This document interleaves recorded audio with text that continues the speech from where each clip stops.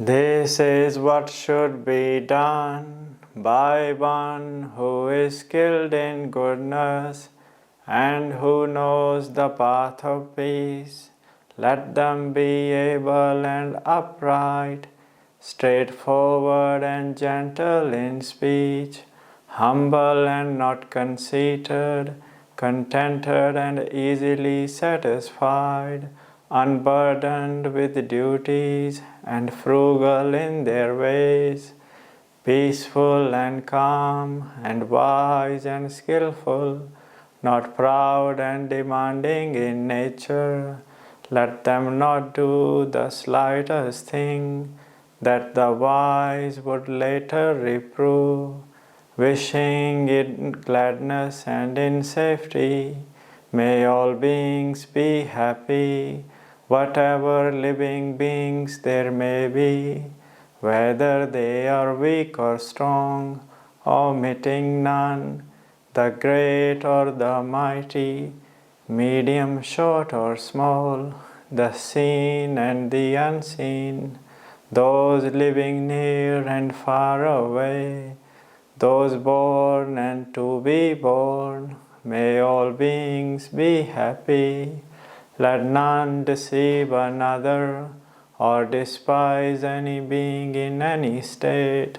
Let none through anger or ill will wish harm upon another, even as a mother protects with her life her child, her only child. So with a boundless heart should one cherish all living beings, radiating kindness through over the entire world, spreading upwards to the skies and downwards to the depths, outwards and unbounded, freed from hatred and ill will, whether standing or walking, seated or lying down, free from drowsiness. One should sustain this recollection. This is said to be the sublime abiding, by not holding to fixed views, the pure-hearted one, having clarity of vision, being freed from all sense desires, is not born again into this world. Sadhu, sadhu, sadhu.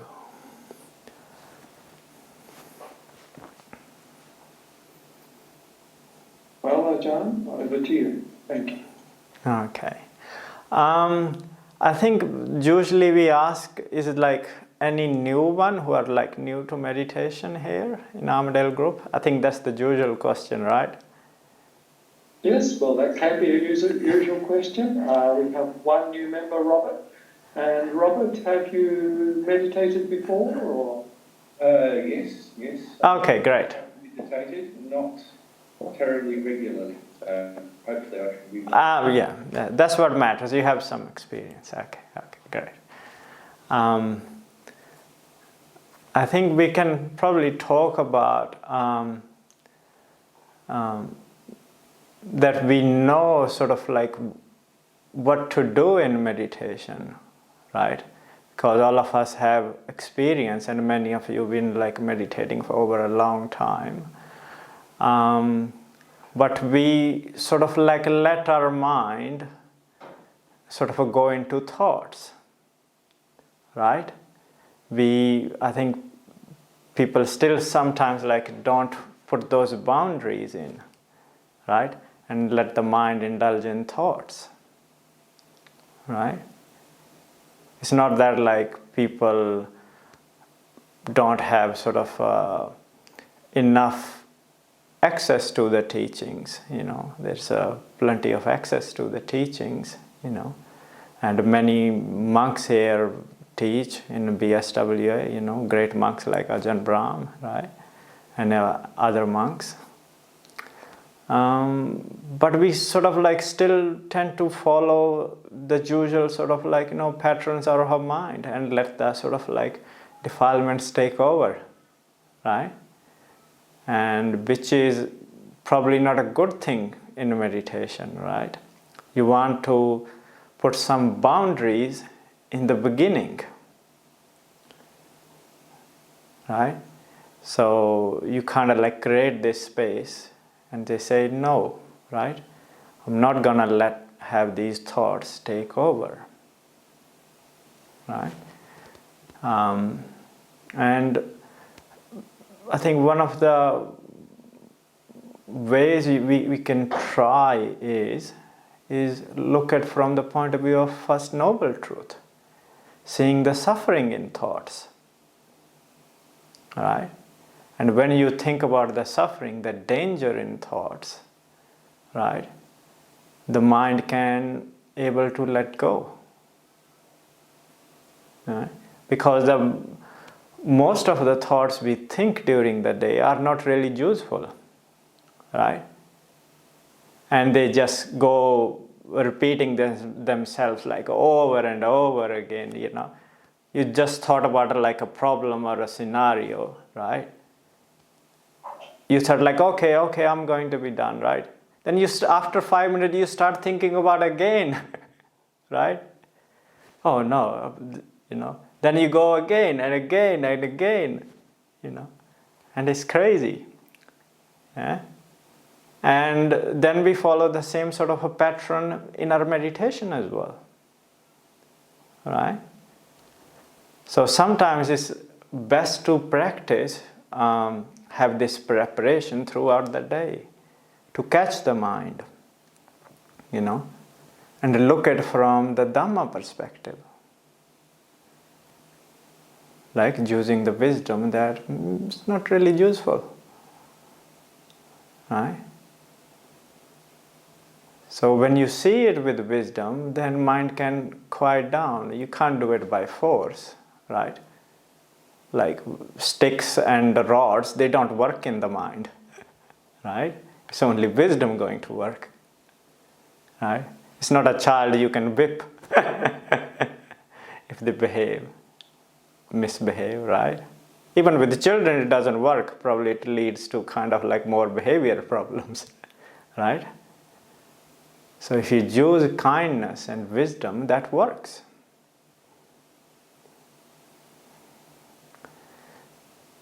So think about it like as Buddha was talking to the monks, he's like, you know, there are some dangers which are to be avoided, right? As if like you're walking through a forest, right? So there are these dangerous animals in the jungle, right? You want to avoid them. So see the thoughts as the kind of like dangerous animals when you're walking, right? So you don't want to get close to them, right? So spotting them coming from or seeing them at a distance, then you gotta like, you know, divert your way, right?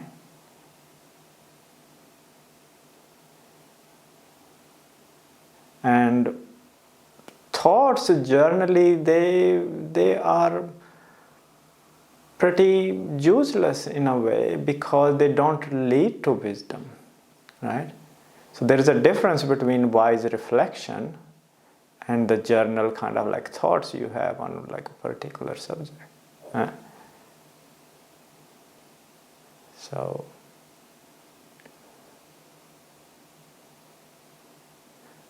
wisdom power, right? And so when you start to sit, you know, before meditation, you say like, okay, we might listen, my friend, your mind, right? You know, your best friend who's with you all the time. Sometimes like your worst enemy, right? And we say like, okay, this is time to meditate, right? Right? We're not gonna indulge in any of these thoughts, right? It's not going to help us, right? We try to let go, right? For this half an hour or 1 hour, like however you meditate for, you know, throughout your day, right? That we not try to indulge. This is you can say this is like a sacred time, right? If you value it, right? Put an importance to it, and your mind inclines towards it, right? And you look forward to meditate, then it slowly becomes like easier, right? So if you are excited about something, right? Let's say like any other, I don't know, particular subject, right? Like going to, I don't know, some sort of a restaurant or going to a movie, which you kind of look forward to, right?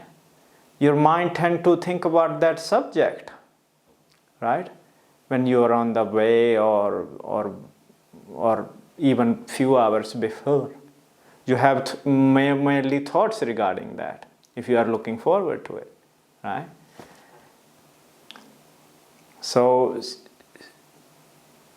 if you look forward to meditation, the valuing it, giving importance, and you generally sort of like give this nudge to your mind towards meditation, over time with more practice, it would listen, it would follow. So that's what we kind of like try to do in our meditation this evening. So maybe let's meditate for half an hour or so. We can do longer if you guys wish, right? Does anybody have any questions or comments before that?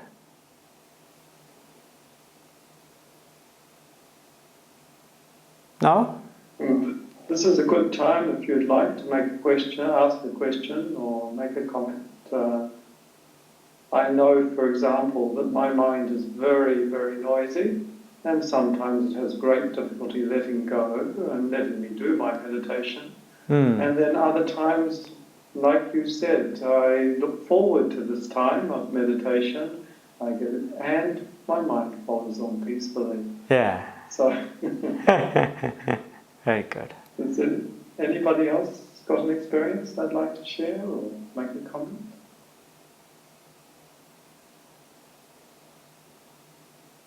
Oh, wonderful. Everybody feels so peaceful and quiet. Great. Okay, let's meditate then. Yeah. So please sit in a comfortable position. If you need to change your posture from a chair to the floor or from the floor to the chair, please do so.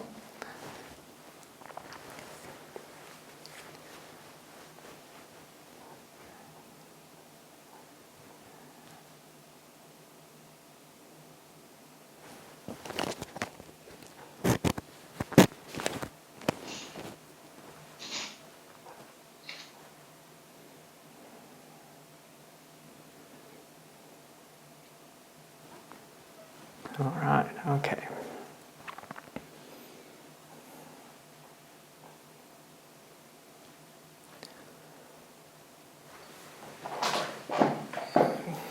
Okay, so we sit in a comfortable position first.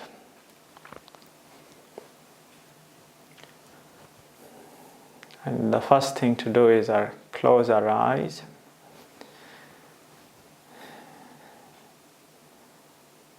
And which stops other sensory input into our mind.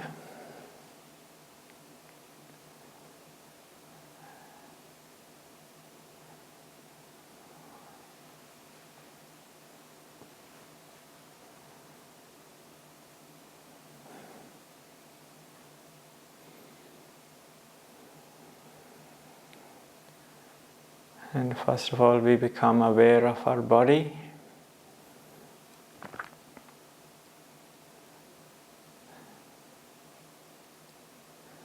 When we pay this kind attention to the body.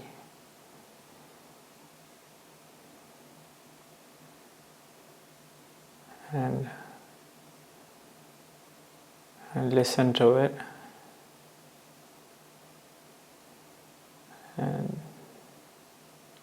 And if you need to adjust your body, please do so. so we can sit comfortably for 30 minutes or so.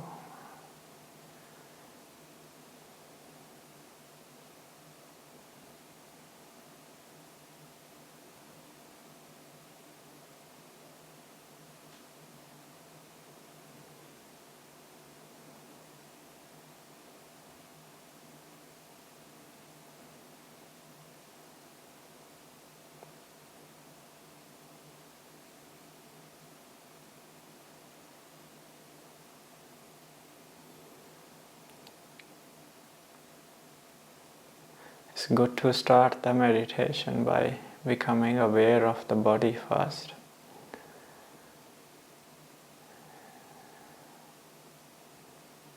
Because body is quite a coarser object of meditation. And it also helps us giving good grounding and before we begin our meditation.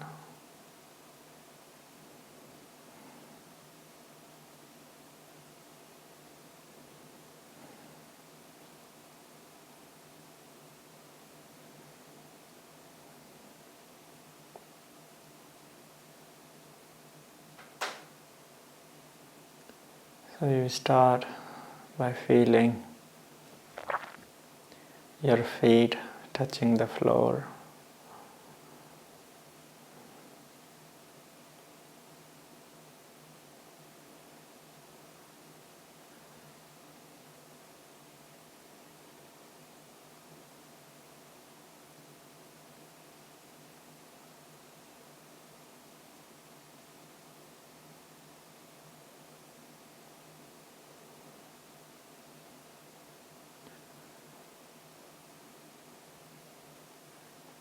And just focusing on the sensations,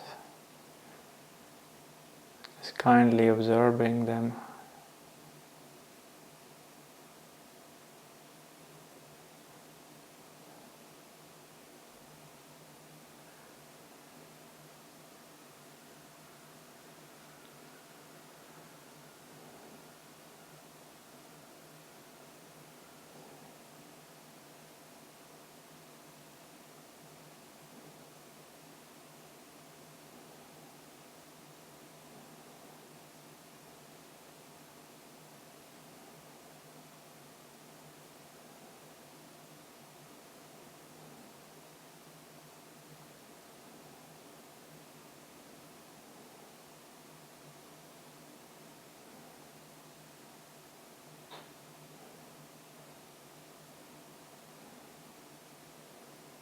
And we move upwards to the legs and just feeling them. Whatever sensations there are. It doesn't matter what kind of feelings they are.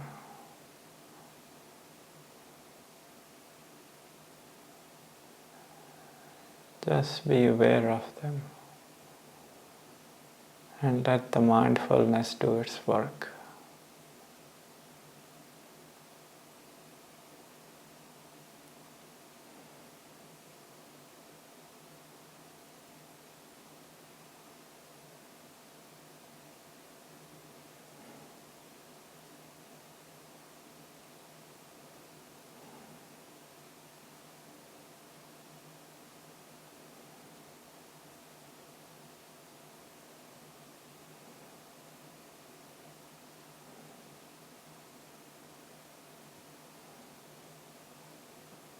And we ask our mind to please stay in the present with our body and not wander. And we give importance to this half an hour.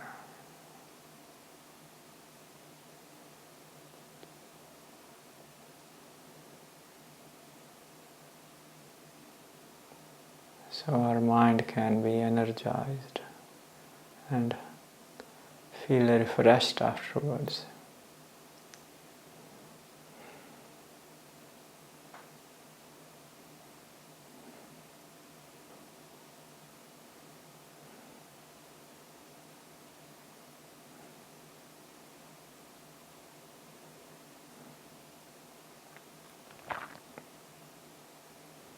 And now we move our attention to the thighs and feeling the pressure on our buttocks or the thighs from the chair or your meditation cushion.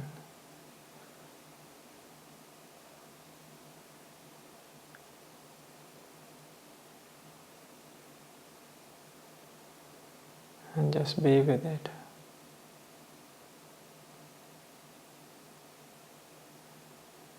You don't try to change much.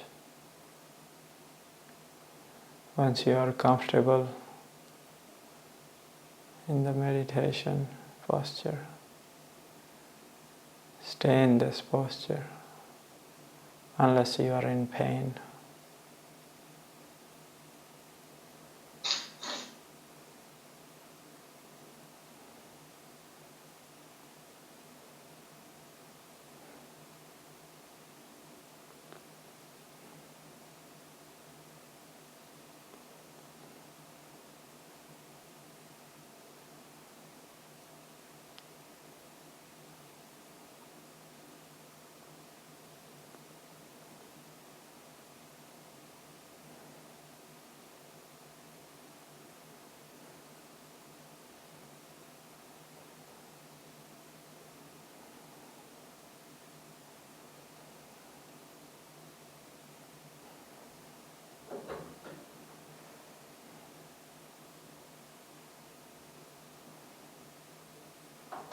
Now we slowly move our attention upwards to the belly and the chest.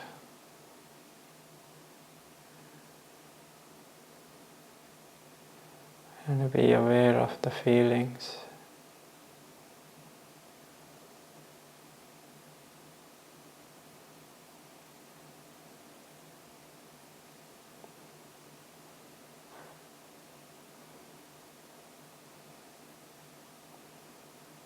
And we just stay with it.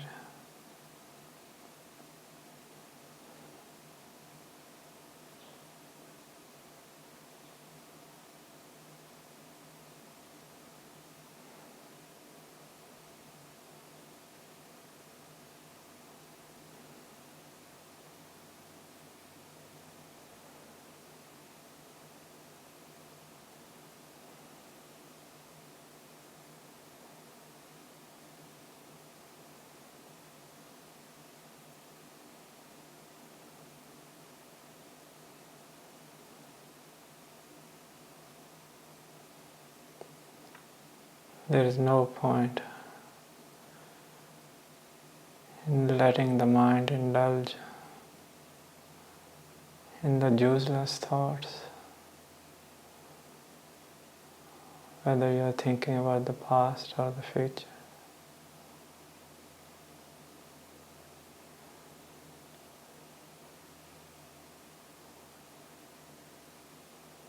Just try to let them go.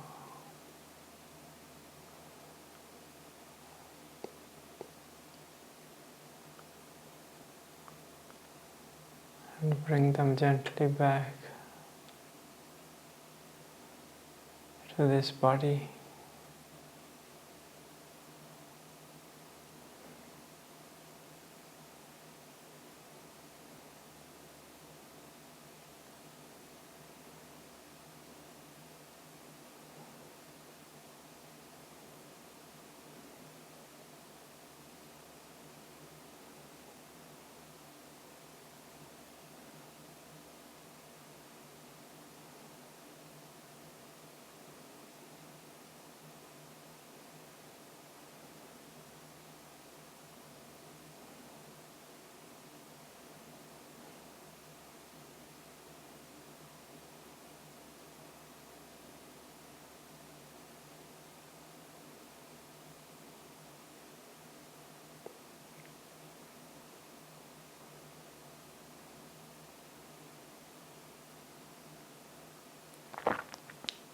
how we move our attention on our back and be aware of the feelings in our back.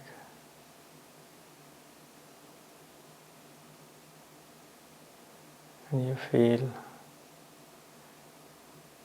your back if you're sitting on a chair, and focusing on the muscles which might be tense. Many people tend to have back problems. So we pay this kind attention and be grateful to this body.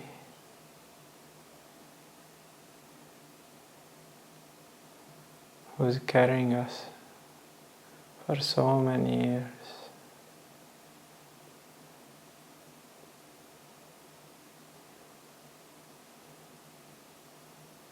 And now is allowing you to listen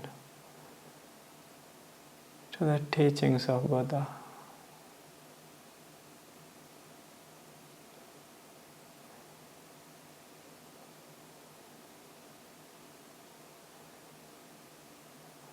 So this body does this great service to us. So we are thankful.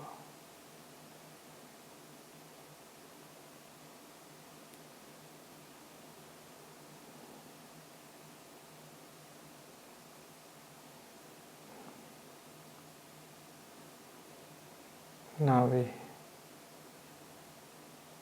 gently move our awareness to the hands and the arms.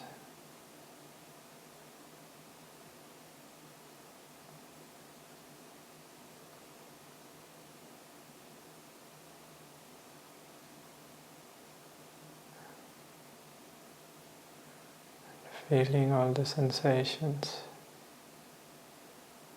And we tend to have more sensations in our hands.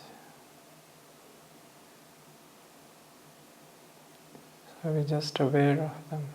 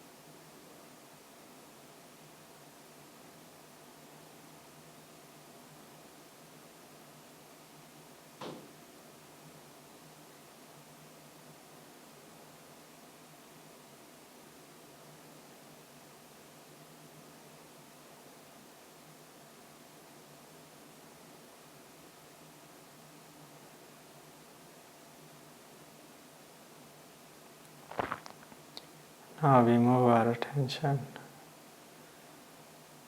to our face and the head, and also the neck area.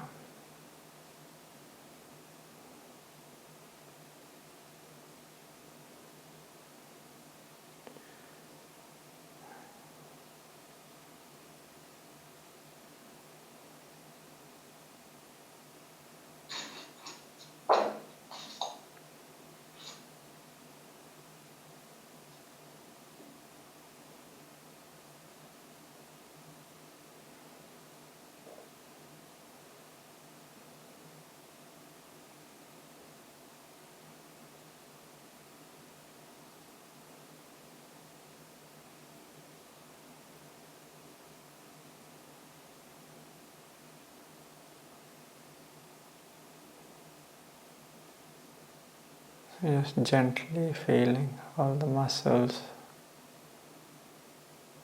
around your mouth, the jaw muscles.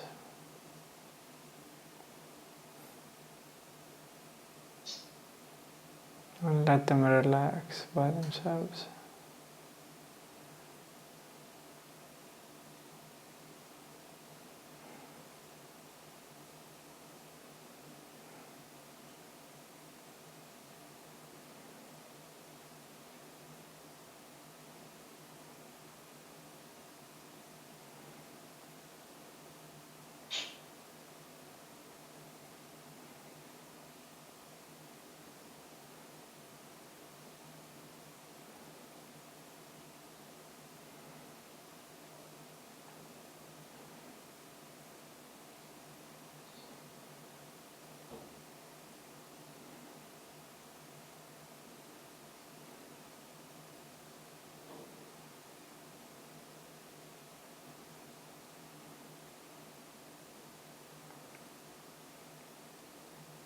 Now we bring our mind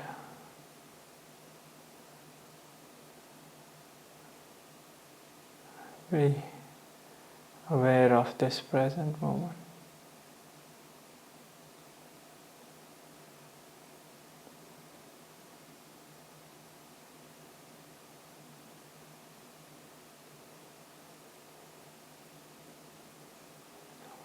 We try to focus on this stillness of the mind.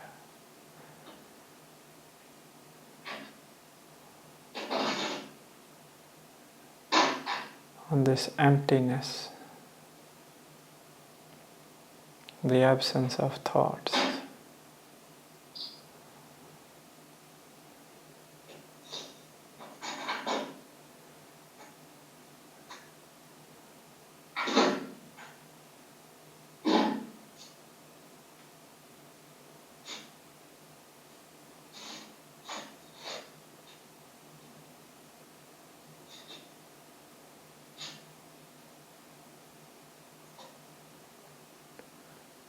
And when we pay attention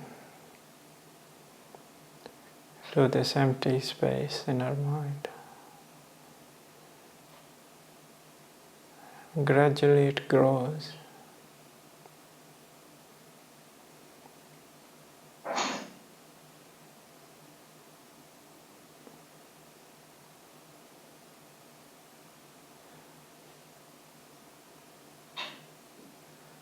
Just like if you pay attention to any wholesome thoughts, they grow. We pay attention to this emptiness and this space in between the thoughts.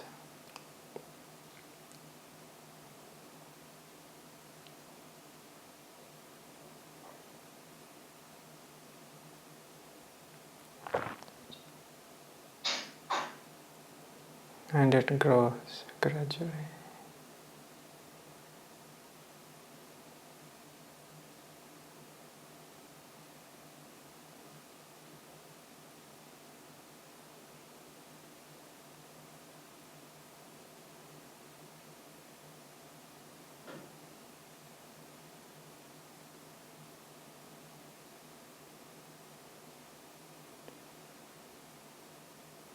Imagine you're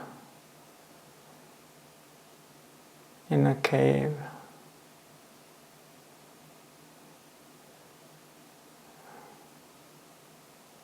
with the doors you can close,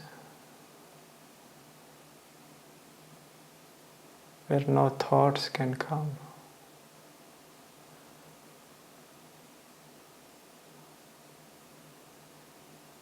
And you're sitting inside this cave where it's cool inside. And the temperature is even all year round.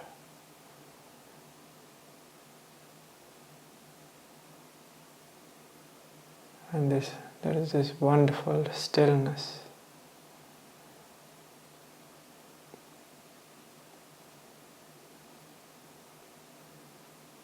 And no thoughts of the past or the future,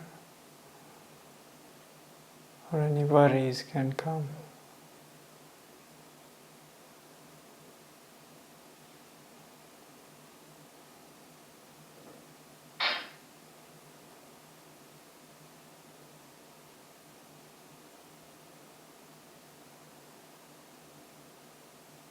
And you just love being there.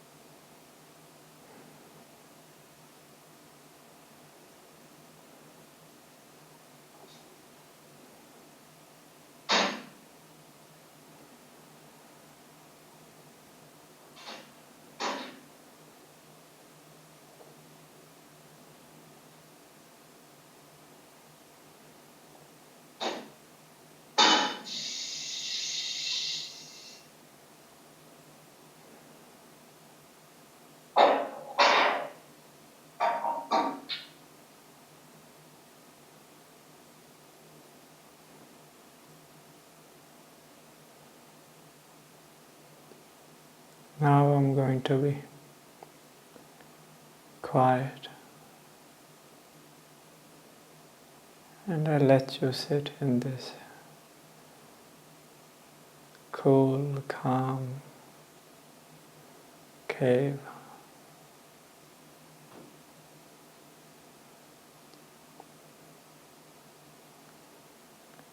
And I'll start speaking when it's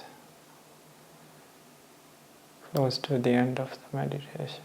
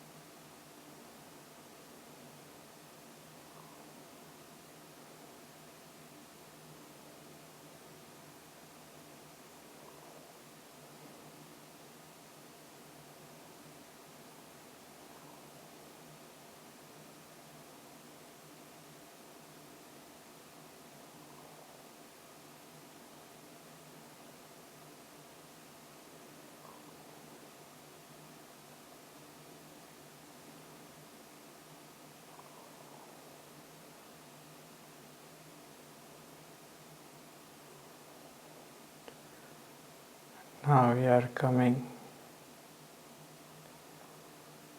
to the close of the meditation.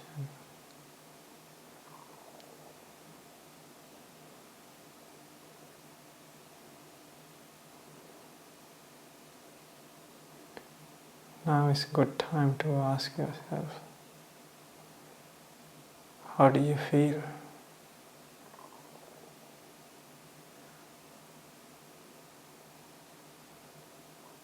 How does your mind feel now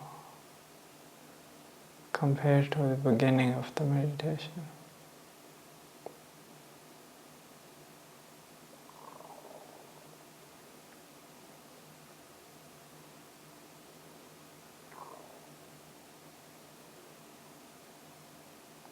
And what did you do differently this time?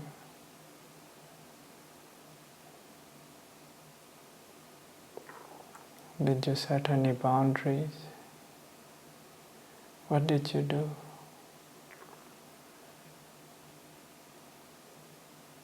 How did you deal with the thoughts?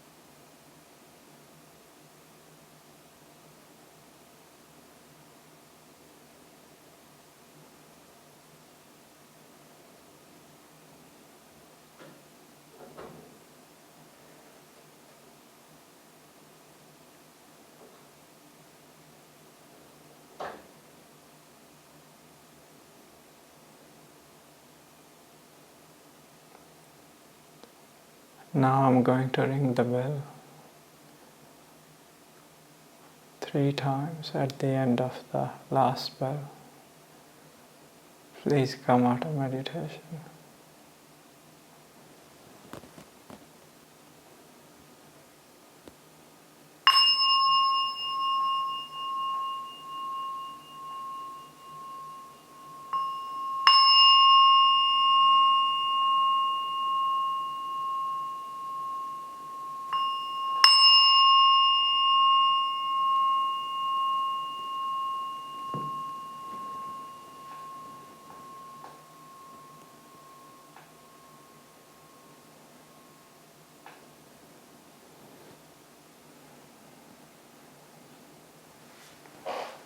Oh, good.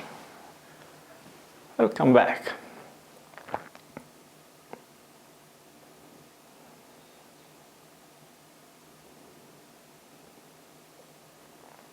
was very peaceful again, Venerable. Thank you.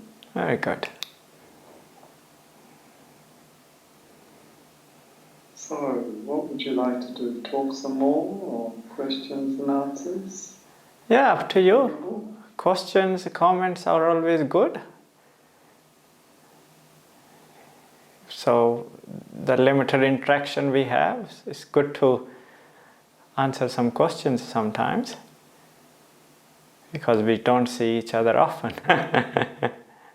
That's very true. That's very true. It's been a long time since you came last time and joined us. Yeah. That's what I actually liked when I was a lay person. When I used to go to Dhamma Loka Center, sometimes it's good to ask some questions, right? Yeah. I agree, Venerable. And from my point of view, listening to podcasts in Japan, I always enjoy listening to the questions and the answers. Yeah, exactly. Yeah. We have a couple of comments in the chat for you, Venerable. This is from Fiona in Perth. She welcomes you back. Very good. Thank you. And Kaylee's has left a message to say thank you for a wonderful and peaceful meditation. Very good. So, would anybody like to make a comment? Ask a question?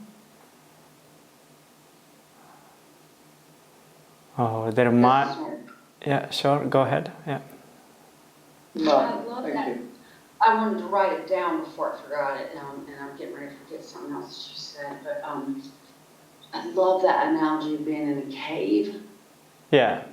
That is very helpful. I'm not good at visualizing things outside of myself so much, but I kind of visualize, or I'm able to sort of be in a cave within myself, and I like that.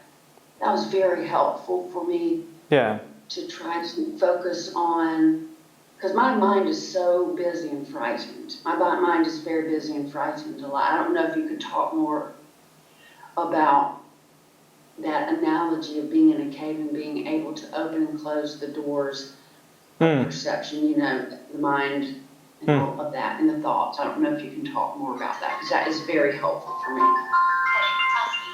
Yeah. Yeah, that's okay. Well, I think using these sort of analogies, like you said, you were saying it didn't used to work for me in the beginning as well. When I first started meditation, I needed some object, right? So then I can focus on like a body or a breath, right? Or loving kindness. Because everybody's kind of a mind sort of like is a bit different, and sometimes it's like good to explore different kind of methods, right? And this is what Buddha has taught in his teachings over so many suttas. So if you kind of like can visualize, because humans, we tend to be like very visual, right? When we think of thoughts, we are like always imagining scenarios, right? So if you kind of like think about like being in a cave, right? And the mind would slowly, if you do it, it would like incline in that direction that, hey, this is so peaceful, this is so calm, and then it's cool, and it's quite hot in Perth, so it's quite a useful reflection for all of you from Perth. So, and you can, because mind has this power, right, where they have done these lot of experiments, where kind of like, they blindfold people, or people under hypnotherapy, they say, oh, I'm gonna touch like a hot needle or a nail on your hand, then here you go, you have a blister, right? It was a cold nail though, but he was hypnotized, right? So mind has this power. So if you incline that, hey, this is cool and calm, and no thoughts would be able to come here, right? And slowly, your mind would incline and say, yes, it would follow. And if you ask your mind, hey, let's think of thoughts, in no time it would start wandering off, right? If you pay attention to some subject or object, or a movie or a food, whatever, right? It would start to have so many thoughts, right? So why can't we program and incline in this direction that, hey, I'm not going to have any thoughts, right? I'll be just sitting there in this very calm, peaceful place, silent place, right? So it's just using the power of imagination, to nudge the mind in that direction. Ajahn Brahm does that actually. This was kind of like the first time I ever sort of like heard it was from Ajahn Brahm. I think he also uses that like as a sort of like a mindfulness as a gatekeeper, that I'm not going to have any thoughts. So it's a similar, very similar. Yeah. So, does that answer your question a bit? Yeah. Yes, that's extremely helpful. Yes, good. Because I am terrified by my thoughts right now. And it's very, very helpful too. Yes, it means a lot. Yeah. I do take off with my thoughts. Yeah, don't be terrified by them. Yeah. They're not going to do anything bad. Right. Well, the thought comes with a feeling and an emotion that comes up afterward. This is never going to stop. I'm never going to pay off my student loan. I'm never going to be employed in such a way that I'm going to be able to retire. I'm going to die in a halfway house and I'm full of smokers and I'm going to, never going to blah, blah, the story that goes on with that. Yeah. And so, Yeah. it's very helpful to instead mind in that direction. Yeah. It's almost like thoughts of. Yeah. So, Setting up boundaries. Yeah. Setting up boundaries is very helpful. So I have another couple of questions in the chat here. One is from Christina for you, Venerable. Would you mind explaining more about eating meditation? Oh, I love that. I love eating meditation. I think everybody loves eating meditation. We get so absorbed in eating meditation, we forget about everything. So the object is food, right? And we are so good at it and we finish it so quickly, we are the masters of it. Well, it's just being being in the present, right? So eating is just when you just sort of put the food in your mouth, you just sort of chew and pay attention to it, right? It's just like you're doing any breath meditation, right? So the object is your breath. And now it's the food, more physical, much more coarser object. So you just try to stay with it, right? It's quite simple. Just like walking meditation, right? But with food, our mind tends to go into other stuff like, I enjoy this, or I don't like this, or this is not cooked properly, or this is well done. All sorts of thoughts would come. But you sort of stay in it, right? For monks it's a bit different because the teaching of Buddha is sort of when you eating the food, before you sort of reflect about it, what am I eating for? For lay people it's a little bit different, As sort of monks we think about, I'm only eating this to sustain this body, as a nourishment. Not eating it to sort of to indulge, to enjoy, But as Ajahn Brahm says, food is the kind of only indulgent which monks have, right?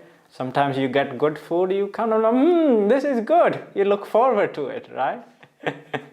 So, but you try to be mindful, right? And if you are mindful, you tend to eat less. You don't overeat, right? Because you can sort of feel the food filling up your stomach, right? And you don't drink that much, so you kind of have, if you are aware of what you're eating and staying with it, and you have better digestion as well. You chew properly, right? Because the process of digestion, as you know, it starts in your mouth. First of all, thinking about it, right? If you think, you look forward to it, then all those kind of juices, all the saliva start to come in your mouth, right? Then you chew it properly, then it goes down to your stomach, right? So you don't have indigestion, right? That's another benefit. So, I don't have much to add to actually. It's just the practice of mindfulness, it's not we can't really say eating meditation, yeah. The another, I think, popular meditation is, I think maybe you guys, everybody does it, is meditation. Right? You lie down on your bed, meditation. Sleeping.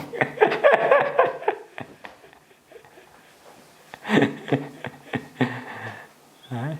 So, that's all I have to say, yeah.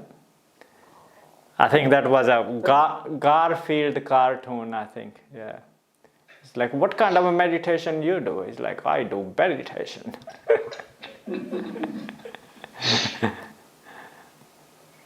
Well, thank you, Venerable. Michelle would like to offer a comment. She says it's very useful to think of setting a scene like that, and she's referring to the question that Martha asked, and says thank you to Martha for her question, and also for your terrific answer, Ajahn. So that's from Michelle. Yeah, wonderful. Oh, yes, we have another question here from Melanie. Melanie, would you like to ask your question or make a comment? Yeah, thank you.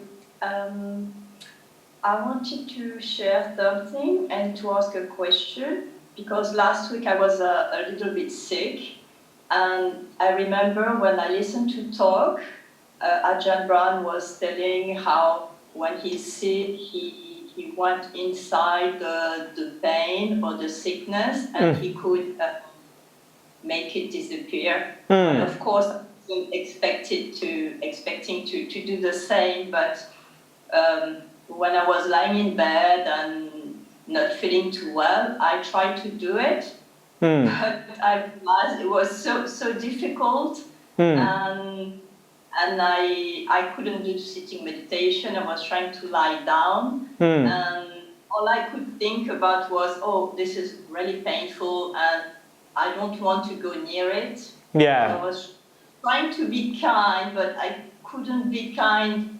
inside. I was trying to be kind, but from a distance. Yeah. So it was a bit scary, because I thought, oh, this is just, a kind of small sickness, but when it happens that it's much more, the illness is more serious, how am I going to find the strength, or how am I going to practice?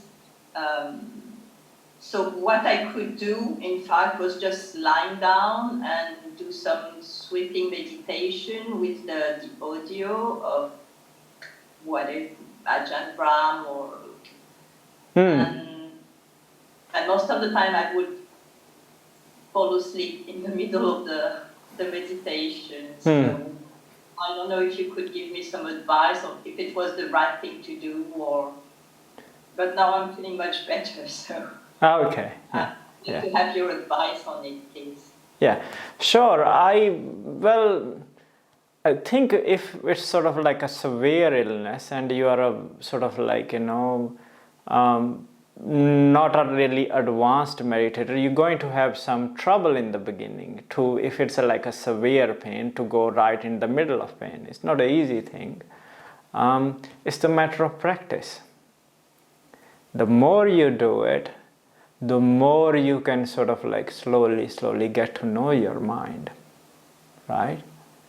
So, and next time, then if you do it more, you won't be afraid to go in, right? So like Ajahn Brahm, what he did was he had a really bad food poisoning, right? So he went inside, right? Looking at is sort of like, the pain. So and it takes practice, right? And our mind is the kind of like a nature of the mind. In the beginning, we tend to sort of like, don't look at things and leave them, try to leave them, right? If there is a problem, sometimes we just try to avoid it, right? And it's hard to face sometimes. So it takes wisdom, right? And with meditation, it takes practice and wisdom, right? Even if I had you gone into the pain, nothing bad is going to happen, right? So it's the matter of patience, right? The pain is there, pain is not changing. It's just a matter of putting your attention to there, right? So one of the simple examples is when we kind of like watch any movie or a match, right? Like I used to watch cricket match, and match goes on for hours, right? You would be sitting in a posture and be not aware of your body, right? And after you get up, then you realize, oh, I was in so much pain. Now my body is, I have like, I'm aching. But during that, right, your attention was somewhere else, right? Had I become aware during the match, right, then I won't be able to sort of like stay in that position. I had to change, right? But I still could sit in this position because my attention was somewhere else, right? As if the pain didn't change, it's just a matter of attention, right? So when people sit to meditate, then they say, oh, I can't stand it, right? When I can open my eyes, people who are, beginners to meditation, right? Well, nothing much has changed, right? People sit in a doctor's surgery for like a half an hour or sometimes more, right? Or on a dinner table talking to friends, right? So if you bring that attention to the unpleasant feelings, and try to say before, like, you can set a scene that, hey, I'm not going to react. Nothing bad is going to happen, right? The feelings would stay. But if you are just kind to it and think about these kind thoughts, look from the Dhamma perspective that, hey, I'm grateful to this body, right? So, right? Your body is not yours, like Buddha says, right? It's just one of the 5 aggregates, right? So you let the body do its thing, right?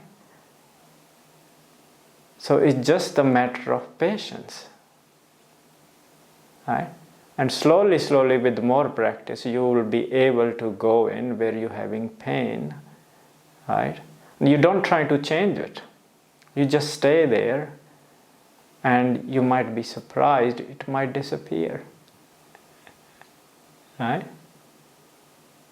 Maybe in the beginning it can get worse, who knows, but try, and it's probably going to be really helpful as you become older, because when we hit, 80s or 70s, body tend to have more aches and pains, right? Yeah. So you can stay with the body, right? And you will be able to cope better than many other people, right, who are not meditators. Huh? Thank you. That's okay. Very helpful. That's okay. Pleasure. Yes, thank you, Melanie. Is anybody else who would like to make a comment or ask a question?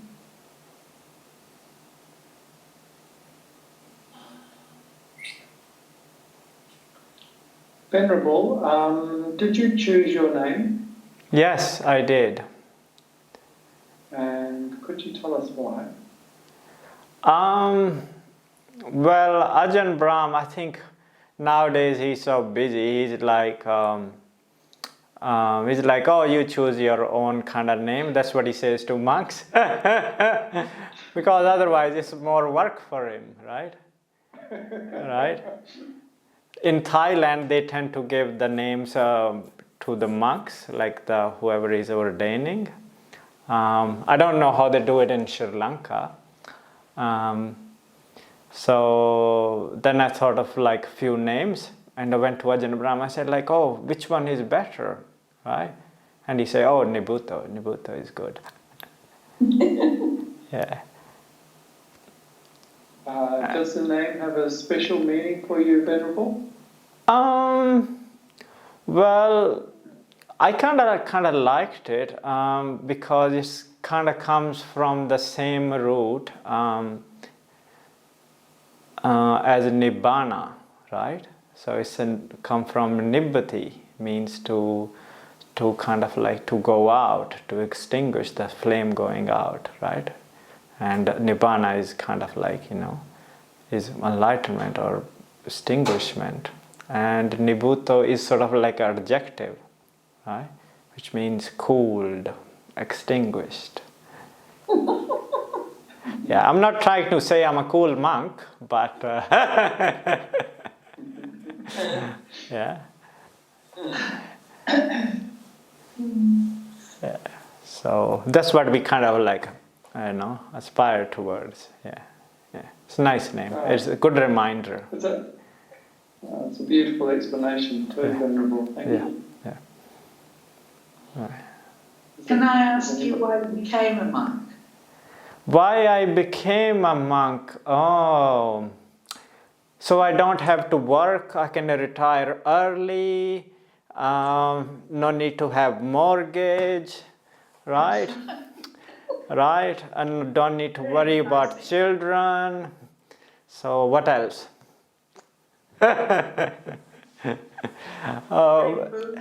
Yeah, well, there are kind of like all sort of like, positives and negatives, of lay life, right?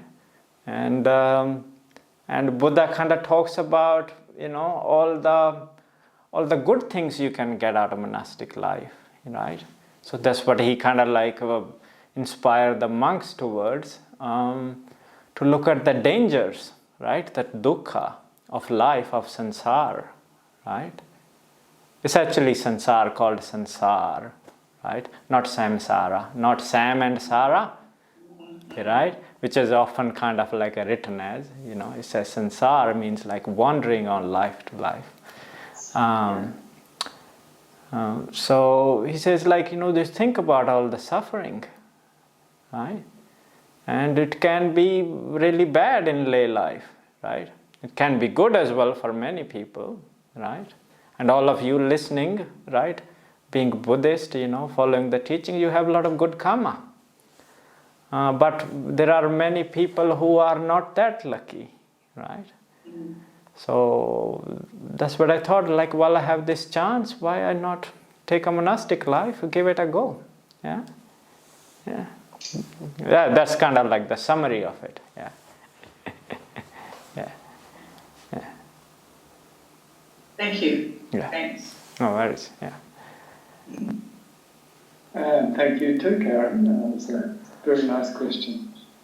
Does anyone else have a question or comment? Sybil, would you like to tell us a little bit about what you've been up to this evening before you came to join our meeting? No, I just was with Ajahn Brahm. He's in Melbourne, and there was an online Q&A session, and it was really nice. So I have now the chance to online sessions for today to do. Oh. To join. Okay. Great. Thank you, Sybil. Very good. Thanks, anybody else? David, do you have any comments this evening?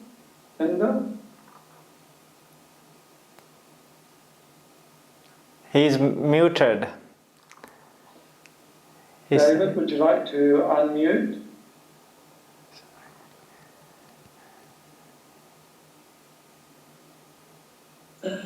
I really enjoyed the meditation. I didn't want to stop, so that was, it was beautiful. Stillness, so that's really the only thing I've got to say. Okay. That's a lovely comment, thank you.